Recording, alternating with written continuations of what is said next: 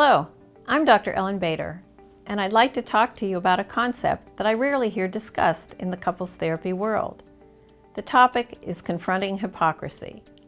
While it's rarely discussed, hypocritical binds occur often in highly distressed relationships. In fact, sometimes I leave a session just shaking my head and saying to myself, did I really hear what I think I just heard? And I realize that I've just done nothing about it. It might even take me hours or days to figure out a skillful way to deconstruct a client's hypocritical thinking or their demands. Other times I have my wits about me and I muster up the courage to make a difficult confrontation of a very subtle hypocrisy, and I'm able to leave the session feeling relieved that I didn't let that one slip past me. Sometimes I choose to postpone the confrontation to a time that I can be more grounded or more effective. So what do I mean by hypocrisy in clinical interaction?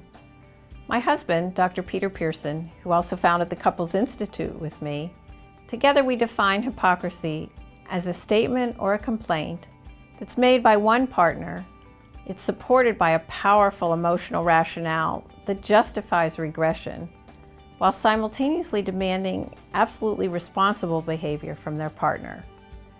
In other words, one spouse wants to defend a regressive stance or a choice not to challenge themselves to grow in a particular way.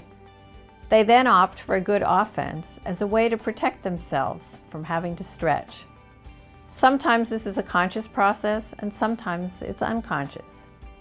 Partners with substance abuse problems, infidelity, or the desire to rapidly end a marriage are particularly good at creating hypocritical binds. One example from my practice showed up recently when a wife demanded of her husband, "I want you to stop complaining about money. That's all you ever do.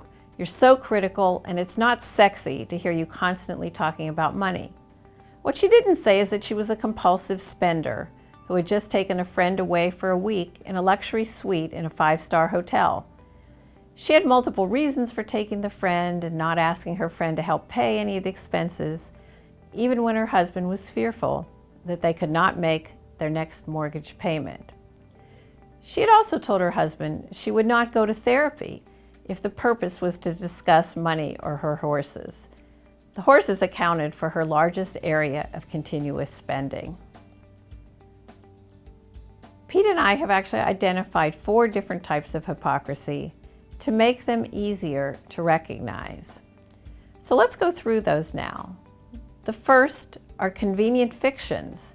These are used to justify whining and victim behavior. An alcoholic husband came in. He'd spent thousands of dollars on prostitutes. He'd been drunk often, and he complained dearly that he had compromised himself almost out of existence for her. He said, "I adapt and I go way out of my way." Fictions like these show up when you ask, or a spouse asks, a particular client to be more grown up or more responsible.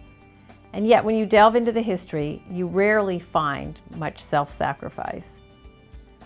The second is self-brainwashing, and Rush Limbaugh is the textbook example of this. Here, perception is narrowed and it's intensified, and it's focused on one dominant perspective to the exclusion of considering other points of view. Another husband said, "I'm a really good provider. I don't abuse my wife or my kids. And how much credit do I ever get for this? 0. The implied solution for him is that things would be okay if he just got the required appreciation for being a good provider. Hopefully, the therapist and his wife would overlook his emotional absence from them and from the 2 kids. It's designed to divert attention. The third one is elevating the importance of the trivial to the highly significant. One partner does all the child care, they organize the house, they do all the thinking. The other might say, "I walked the dog so that you could pack." It really takes something very trivial and makes it as if it is absolutely as important as all those other things. The last one is delusions to avoid self-responsibility. And the movie Kramer vs. Kramer, which starred Dustin Hoffman and Diane Keaton, is just classic for this. The movie opens with Dustin Hoffman coming home and finding his wife has left him. And he's devastated and he can't imagine what happened. But as the movie unfolds and he recognizes how the marriage did fall apart and why it fell apart, there's a poignant scene in which he talks with his son who is sleeping, and he says to his son, "I thought that any time I was happy, she must be happy. I really deluded myself so I could have it the way I wanted it." So in the weeks ahead, I'm going to be sending you a series of short emails. We'll look more at all these hypocrisies, and we'll look more at why partners do not want to have their hypocrisies confronted, and even further at the main reasons the therapists struggle. But for now, remember that the common denominator of all these hypocrisies is one partner's rationalization that allows them to avoid deeper emotional connection. It allows them to avoid responsible involvement and avoid their contributions to the marriage or committed partnership. And until you get these emails, ask yourself what hypocrisies you're seeing in your sessions. Are you seeing partners stretch themselves between the sessions? Or are they complacent because the position they've taken allows them to be self-righteous and not shifting?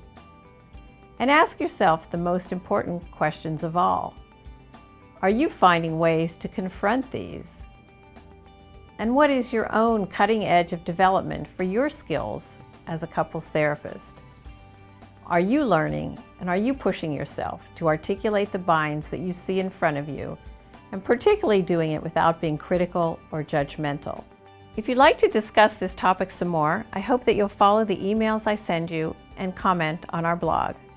For the Couples Institute, I'm Dr. Ellyn Bader.